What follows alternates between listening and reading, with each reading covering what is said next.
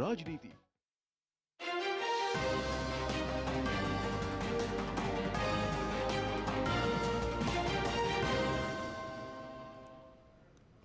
नमस्कार, DD news पर आप देख रहे हैं सांकेतिक समाचारों का विशेष बुलेटिन। मैं हूं लालचंद्र सिंह और हमारे साथ मौजूद हैं हमारी सहयोगी दीपाली। सबसे पहले नजर डाल लेते हैं हेडलाइंस पर। मालदीव में प्रधानमंत्री नरेंद्र मोदी का भव्य स्वागत, पीएम मोदी को दिया गया गार्ड ऑफ ऑनर। राष्ट्रपति मोइजू रहे मौजूद। दोनों नेताओं ने मौजूद प्रतिनिधिमंडल से की मुलाकात।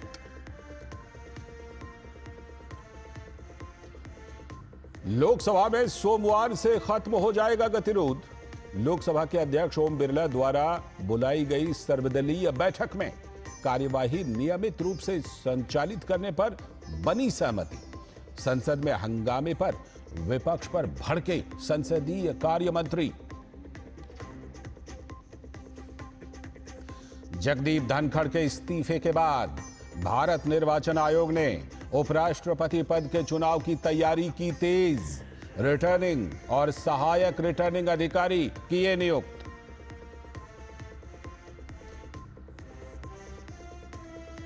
आपत्तिजनक सामग्री पर सरकार का बड़ा एक्शन। सरकार ने ऑल्ट उल्लू समेत 25 ओटीटी प्लेटफॉर्म पर लगाया प्रतिबंध।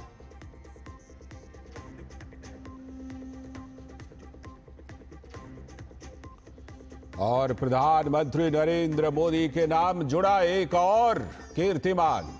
इंदिरा गांधी का रिकॉर्ड तोड़ते हुए 4078 दिन पूरे करने वाले पंडित नेहरू के बाद बने दूसरे पीएम प्रधानमंत्री मोदी।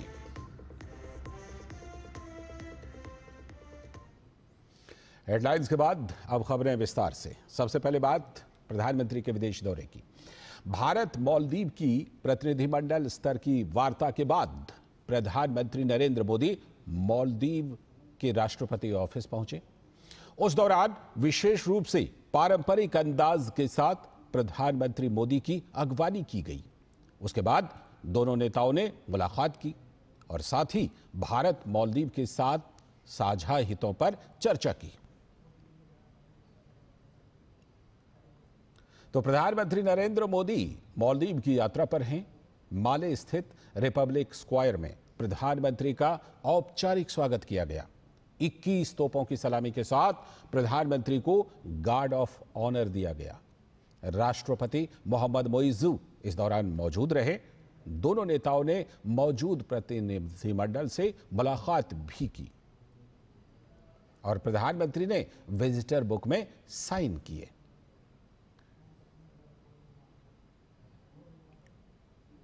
आज की एक और बड़ी खबर।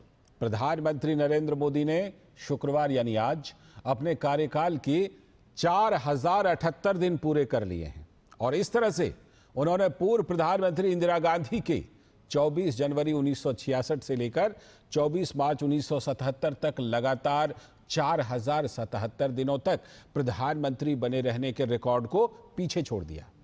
इस उपलब्धि के साथ प्रधानमंत्री मोदी भारत के इतिहास में लगातार सबसे लंबे समय तक प्रधानमंत्री रहने वाले दूसरे व्यक्ति बन गए हैं।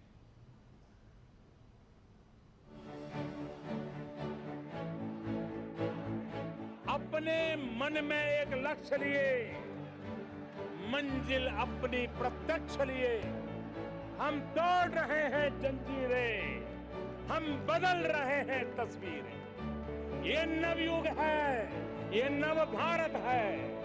खुद लिखेंगे अपनी तकदीर, हम बदल रहे हैं तस्वीर। खुद लिखेंगे अपनी तकदीर। जीत है, जीत है, जीत है, एक सूर्य उगाना है। जीत है, एक सूर्य उगाना है, अंबर से ऊंचा जाना है। सत्ता नहीं बल्कि सेवा का ऐतिहासिक कार्यकाल अब कीर्तिमान के साथ प्रधानमंत्री नरेंद्र मोदी के नाम से जुड़ गया है। उन्होंने प्रधानमंत्री के रूप में कार्यकाल के 4078 दिन पूरे करने के साथ ही पूर्व प्रधानमंत्री इंदिरा गांधी को पीछे छोड़ दिया है और वे सबसे लंबे समय तक इस पद पर रहने वाले भारत के दूसरे प्रधानमंत्री बन गए हैं। मैं नरेंद्र दामोदर दास मोदी ईश्वर की शपथ लेता हूं कि मैं विधि द्वारा स्थापित भारत के संविधान के प्रति सच्ची श्रद्धा और निष्ठा रखूंगा। प्रधानमंत्री नरेंद्र मोदी राज्य और केंद्र मिलाकर लगातार 24 वर्षों तक सरकार का नेतृत्व कर चुके हैं, जो सभी प्रधानमंत्रियों के बीच एक रिकॉर्ड है। वे 1947 के बाद पैदा हुए गैर हिंदी भाषी राज्य से सबसे लंबे समय तक रहने वाले पहले प्रधानमंत्री हैं। इंदिरा गांधी 24 जनवरी 1966 से 24 मार्च 1977 तक लगातार 4077 दिनों तक प्रधानमंत्री रही थी, जबकि मोदी 25 जुलाई 2025 को अपने कार्यकाल के 4078 दिन पूरे कर रहे हैं।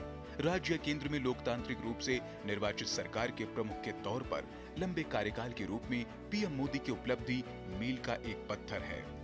पीएम मोदी भारत के सभी प्रधानमंत्रियों और मुख्यमंत्रियों के बीच एकमात्र ऐसे नेता हैं जिन्होंने किसी पार्टी के नेता के रूप में लगातार 6 चुनाव जीते हैं। उन्होंने 2002, 2007 और 2012 में गुजरात विधानसभा चुनाव के बाद 2014, 2019 और 2024 के लोकसभा चुनाव जीते हैं। Bureau report, DD news.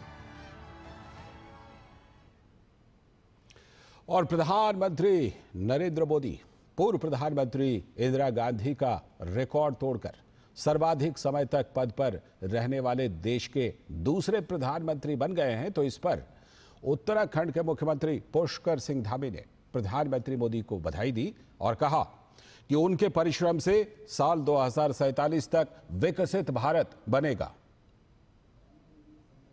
आजाद भारत के इतिहास में प्रधानमंत्री के रूप में दूसरा सबसे लंबा कार्यकाल पूरा करने वाले आदरणीय प्रधानमंत्री श्री नरेंद्र मोदी जी को बहुत बधाई देता हूं, शुभकामनाएं देता हूं। देश तेजी से आगे बढ़ रहा है।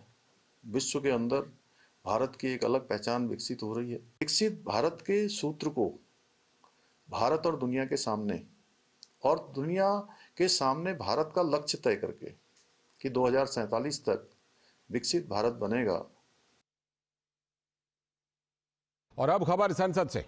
लोकसभा के अध्यक्ष ओम बिरला ने संसद की कार्यवाही को सुचारू रूप से संचालित करने के लिए सभी राजनीतिक दलों के नेताओं की बैठक बुलाई। इस सर्वदलीय बैठक में सदस्यों से सदन को सुचारू रूप से चलने देने का आग्रह किया। इस बैठक में कई पार्टियों के सांसद शामिल हुए, जिसमें सोमवार से लोकसभा की कार्यवाही नियमित तरीके से चलाने पर सहमति बनी है। 21 जुलाई से शुरू हुआ मॉनसून सत्र लगातार हंगामे के चलते एक भी दिन सुचारू रूप से नहीं चल सका है। और केंद्रीय संसदीय कार्य मंत्री किरेन रिजिजू ने विपक्ष पर सदन नहीं चलने देने का आरोप लगाया। उन्होंने कहा कि मॉनसून सत्र शुरू होने से पहले ही विपक्षी दलों के अनुरोध पर सरकार ऑपरेशन सिंदूर और पहलगाम आतंकी हमले पर संसद में चर्चा के लिए तैयार है, फिर भी विपक्ष सदन को चलने नहीं दे रहा। रिजिजू ने सभी विपक्षी दलों से संसद की कार्यवाही बाधित न करने का आग्रह किया। विपक्ष की ओर से पहले दिन से हंगामा शुरू कर दिया और नियम के विरुद्ध तकिया लेकर के, पोस्टर बैनर लेकर के संसद के अंदर और संसद के बाहर प्रदर्शन किया और सदन को चलने नहीं दिया। पहले सप्ताह में सिर्फ एक ही बिल हम पास कर पाए हैं। एक बिल पास होने के बाद फिर से हमने अनुरोध किया कि हम दूसरे बिल भी लिस्टेड है और चर्चा करके पारित करना चाहिए, लेकिन कांग्रेस और कुछ दलों ने फिर से हंगामा, शोर शराबे और तकिया लेकर के पार्लियामेंट के अंदर में, फिर पार्लियामेंट के बाहर भी हंगामा करके पार्लियामेंट प्रोसीडिंग का बाधित किया है। मैं फिर से पुकारना चाहता हूं सारे ऑपोजिशन पार्टी को कि जो आपने मांग किए हैं, सरकार ने एग्री किया है, तो और आगे चल करके पार्लियामेंट सेशन को डिस्टर्ब ना करें। और किरेन रिजिजू ने कहा कि सोमवार को लोकसभा में पहलगाम में हुए आतंकवादी हमले और ऑपरेशन सिंदूर पर विशेष चर्चा की जाएगी। उन्होंने बताया कि सभी दलों ने सोमवार से सदन को अच्छी तरह से चलने देने पर सहमति जताई है। संसदीय कार्य मंत्री होने के नाते सारे अपोजिशन पार्टी को अपील किया, लीडर ऑफ अपोजिशन के साथ बैठक हुई, बातचीत किया, और मेरे तरफ से जो भी पहल करना है मैंने पूरा किया, आगे भी करते रहेंगे। ये हमारा ड्यूटी है। सरकार की ओर से हमने सब पार्टियों से अपील किया और हम लगातार संपर्क में रहेंगे। मल्लिकार्जुन खड़गे जी जो नेता प्रतिपक्ष राज्यसभा में हैं और राहुल गांधी जी नेता प्रतिपक्ष लोकसभा में हैं, दोनों के साथ आज भी बैठक की है, लेकिन वो बैठक का डिटेल मुझे सार्वजनिक रूप से चर्चा नहीं करनी है। लेकिन विशेष रूप से पार्लियामेंट अच्छा से चलना चाहिए, ये हमारा शुरू से प्रयास रही है, और आगे भी मैं अपील करता हूं कि सब मिलकर के सब पार्टियों को बोलने का पर्याप्त मौका मिलेगा। और अब बात एसआईआर की। बिहार में विशेष गहन पुनरीक्षण यानी एसआईआर को लेकर विपक्ष भले ही खूब विरोध जता रहा हो, लेकिन चुनाव आयोग हर बार ये बात दोहरा रहा है कि वो संविधान के अनुरूप ही कार्य कर रहा है। तय तिथि के अनुसार इस तमाम प्रक्रिया को अंजाम दिया जा रहा है। चुनाव आयोग ने मतदाताओं की बूथ स्तरीय सूचियां 20 जुलाई को सभी राजनीतिक दलों के साथ साझा कर दी है, जिसके अनुसार 99% मतदाताओं को पहले ही कवर किया जा चुका है। बीएलओ और बीएलए ने 21.6 लाख मृत मतदाताओं के नामों की सूचना दी है। इस सूची में बीएलओ बीएलए ने 31.5 लाख ऐसे मतदाताओं को चिन्हित किया है जो स्थायी रूप से पलायन कर चुके हैं। 7 लाख मतदाता एक से अधिक स्थानों पर पंजीकृत हैं, जबकि 1 लाख मतदाताओं का पता ही नहीं चल पाया। वहीं घर घर जाकर किए गए दौरे के बावजूद 7 लाख से भी कम मतदाताओं के फॉर्म अभी तक प्राप्त नहीं हुए हैं। 7 करोड़ 21 लाख मतदाताओं के फॉर्म प्राप्त हो चुके हैं और उनका डिजिटलीकरण किया जा चुका है। इन सभी मतदाताओं के नाम ड्राफ्ट मतदाता सूची में शामिल किए जाएंगे। ड्राफ्ट मतदाता सूची 1 अगस्त 2025 को प्रकाशित की जाएगी। ड्राफ्ट रोल वेबसाइट पर भी उपलब्ध होगा। कोई भी मतदाता या राजनीतिक दल 1 सितंबर 2025 तक नाम छूटने की स्थिति में दावा दायर कर सकता है या फिर गलत नाम शामिल होने की स्थिति में भी आपत्ति दर्ज करा सकता है।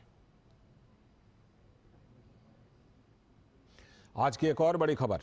सरकार ने आपत्तिजनक सामग्री के प्रसारण को लेकर बड़ा कदम उठाते हुए 25 ओटीटी प्लेटफॉर्म्स पर प्रतिबंध लगाने का फैसला किया है।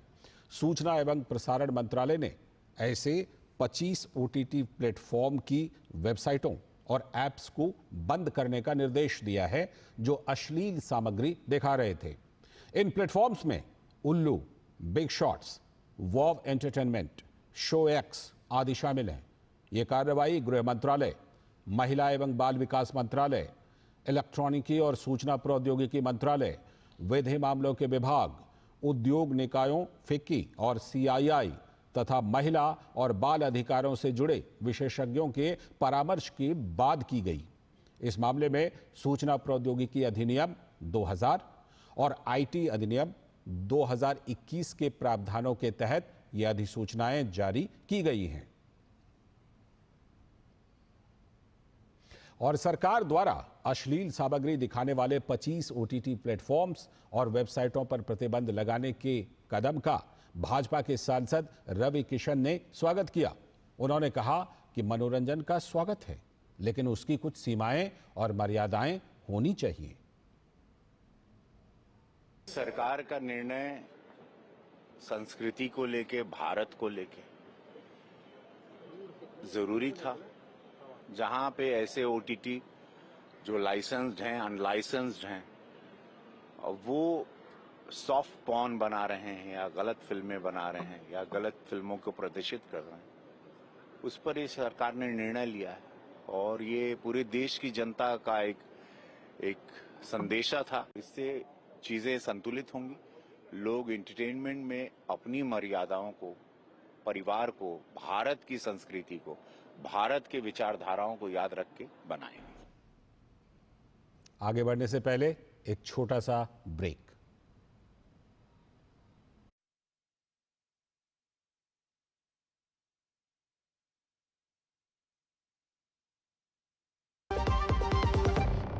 सुनो, एक अच्छी इंश्योरेंस पॉलिसी एआई से पूछते हैं। एक ऐसी पॉलिसी जिसमें प्रीमियम पेमेंट हो लिमिटेड पर इनकम आती रहे लाइफ टाइम। LIC का जीवन उत्सव। एक ऐसी पॉलिसी जो दे होल लाइफ इंश्योरेंस कवर भी। LIC का जीवन उत्सव। वाओ, चलो तो LIC की जीवन उत्सव पॉलिसी ही लेते हैं। मैं भी तुमसे यही कह रही थी, LIC का जीवन उत्सव। लाइफ टाइम सेलिब्रेशन मनाइए LIC के जीवन उत्सव के साथ। फ्यूचर सेट है। जब धरती चीर कर निकलता है लोहे का पत्थर और मिलता है मोंगिया के जोश से, फिर तपता है, पिघलता है और बनता है फौलाद। अब होता है सरिया सारी खूबियों के साथ। मोंगिया स्टील, मजबूत देश का मजबूत सरिया। स्वागत है ब्रेक के बाद। आगे की बड़ी खबरों में, उपराष्ट्रपति चुनाव के लिए निर्वाचन आयोग ने रिटर्निंग अधिकारियों और सहायक रिटर्निंग अधिकारियों की नियुक्ति कर दी है। राज्यसभा के महासचिव को आगामी उपराष्ट्रपति चुनाव के लिए रिटर्निंग ऑफिसर नियुक्त किया गया है, तो वहीं राज्यसभा सचिवालय की संयुक्त सचिव गरिमा जैन और राज्यसभा सचिवालय के निदेशक विजय कुमार को सहायक रिटर्निंग ऑफिसर नियुक्त किया गया है। कांग्रेस नेता राहुल गांधी के चुनाव आयोग पर लगातार लगाए जा रहे आरोपों पर भाजपा ने हमला बोला है। भाजपा के प्रवक्ता सुधांशु त्रिवेदी ने कहा कि चुनाव आयोग की प्रामाणिकता इस बात से तय नहीं होगी कि राहुल गांधी या उनकी पार्टी चुनाव जीती या नहीं। साथ ही उन्होंने कहा कि संवैधानिक संस्थाओं पर सवाल उठाना कांग्रेस की मानसिकता रही है। कभी कभी क्या होता है कि जनता सत्य की परीक्षा करती है, मगर कभी कभी सच की परीक्षा स्वतः और स्वयं हो जाती है। आपने देखा होगा कि चुनाव के विषय को लेकर जिस प्रकार से कांग्रेस पार्टी, इंडी गठबंधन और विशेषकर श्री राहुल गांधी अनलगढ़ आरोप लगा रहे हैं, पहली बात तो ये इनकी मानसिकता को दर्शाता है कि आपातकाल के 50 साल हो गए मगर मानसिकता नहीं बदली। यदि इंदिरा जी कहती थी कि संवैधानिक संस्था की मान्यता इस आधार पर तय होगी कि मैं चुनाव में जीती या नहीं, तो आज राहुल गांधी कहते हैं कि चुनाव आयोग की मान्यता, प्रामाणिकता इस आधार पर तय होगी कि हम चुनाव जीते या नहीं। आज की एक और बड़ी खबर, राष्ट्रपति द्रौपदी मुर्मू ने अपने कार्यकाल के 3 वर्ष पूरे कर लिए हैं। इस अवसर पर आयोजित एक कार्यक्रम में राष्ट्रपति ने वर्चुअल मोड में राष्ट्रपति भवन से जुड़े विभिन्न कार्यों का लोकार्पण किया। भारत की राष्ट्रपति द्रौपदी मुर्मू ने सफलताओं से भरे अपने कार्यकाल के 3 वर्ष पूर्ण कर लिए हैं। इस अवसर पर राष्ट्रपति ने वर्चुअल मोड से राष्ट्रपति भवन से जुड़े विभिन्न कार्यों का उद्घाटन किया। इनमें दिव्यांगजन अनुकूल आरबी स्टेट की घोषणा, सिकंदराबाद के बोलाराम में राष्ट्रपति निलायम पहल का शुभारंभ, राष्ट्रपति निवास मशोबरा शिमला में पहल का शुभारंभ, 22 भारतीय भाषाओं में राष्ट्रपति भवन की वेबसाइट का शुभारंभ शामिल है। हम लोगों का सदा ये प्रयास रहता है कि समाज के सभी वर्गों, विशेषकर वंचितों और पिछड़े वर्गों के लोगों को देश की विकास यात्रा से प्रभावी ढंग से जोड़ पाएंगे। मुझे विशेष प्रसन्नता है कि हमने राष्ट्रपति भवन को दिव्यांगजनों के लिए अधिक सुगम बनाने के लिए प्रयास कर रहे हैं। इसके अलावा राष्ट्रपति ने ई उपहार सीजन 2 की शुरुआत की। राष्ट्रपति निलायम, राष्ट्रपति निकेतन और राष्ट्रपति निवास के बच्चों के संदेशों की स्मृतियों का अनावरण किया। राष्ट्रपति के वर्तमान कार्यकाल के दौरान प्रमुख उपलब्धियों पर ई बुक का लोकार्पण किया गया। इसके अलावा राष्ट्रपति ने मार्च 2027 तक राष्ट्रपति भवन को नेट जीरो बनाने की पहल की घोषणा की। इस 3 वर्ष में ऐसे अनेक निर्णय लिए गए हैं और कार्य किए गए हैं जिनसे सामान्य लोगों को राष्ट्रपति भवन के साथ जुड़ाव बढ़ा है। 3 साल में हम लोगों का आगंतुकों का सुविधा के लिए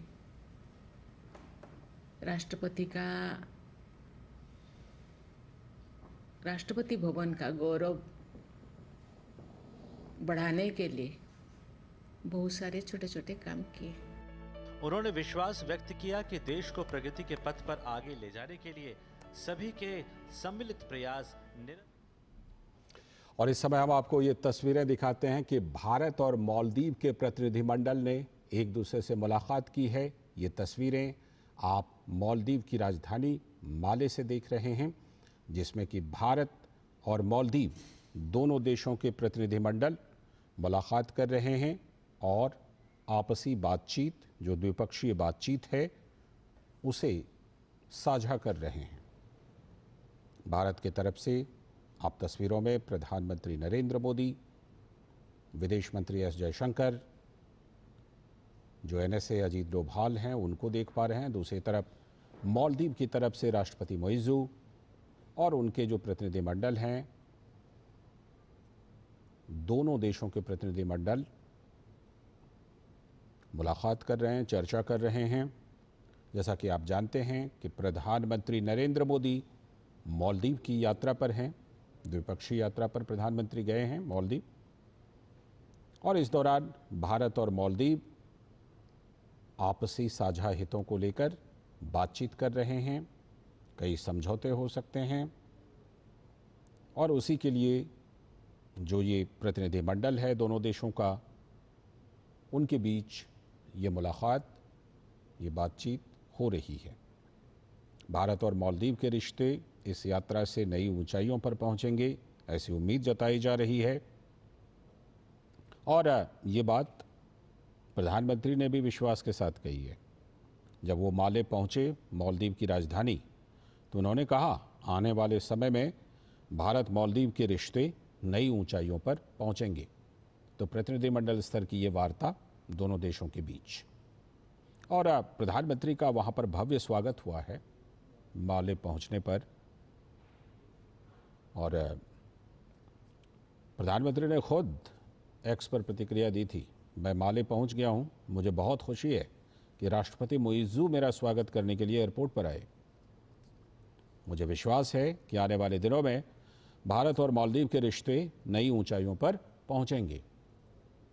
ये सागर नीति जो भारत की है, उसका अहम साझेदार है मालदीव। सागर नीति में कई देश हैं, जिसमें कि मालदीव अहम भागीदार है। तो ये प्रतिनिधिमंडल स्तर की वार्ता दोनों देशों के बीच। प्रधानमंत्री इस बार के विदेश दौरे में पहले ब्रिटेन गए थे और ब्रिटेन के बाद मालदीव आए हैं, और मालदीव में उनके कई कार्यक्रम। उसी दौरान ये जो दोनों देशों का प्रतिनिधिमंडल है, उसकी मुलाकात की ये तस्वीरें आप अपने टेलीविज़न स्क्रीन पर इस समय देख रहे हैं। और ख़ास बात ये भी है कि प्रधानमंत्री नरेंद्र मोदी एक विशेष अवसर पर मालदीव पहुंचे हैं, एक विशेष आमंत्रण पर पहुंचे हैं। मालदीव की स्वतंत्रता की 60वीं वर्षगांठ है और उस पर समारोह होने वाला है, तो उसमें मुख्य अतिथि होंगे प्रधानमंत्री नरेंद्र मोदी। इससे आप ये समझ सकते हैं कि मालदीव की नज़र में भारत की क्या अहमियत है। प्रधानमंत्री नरेंद्र मोदी को मालदीव ने कैसा विशेष सम्मान दिया है, और प्रधानमंत्री ने जैसा खुद ही लिखा कि मालदीव के राष्ट्रपति एयरपोर्ट पर आए थे उनका स्वागत करने के लिए। ये तस्वीरें आप द्विपक्षीय मुलाकातों की देख रहे थे प्रतिनिधिमंडल की। फिलहाल आज के इस सांकेतिक समाचारों के बुलेटिन में इतना ही। मुझे और हमारी सहयोगी दीपाली को दीजिए अनुमति। नमस्कार।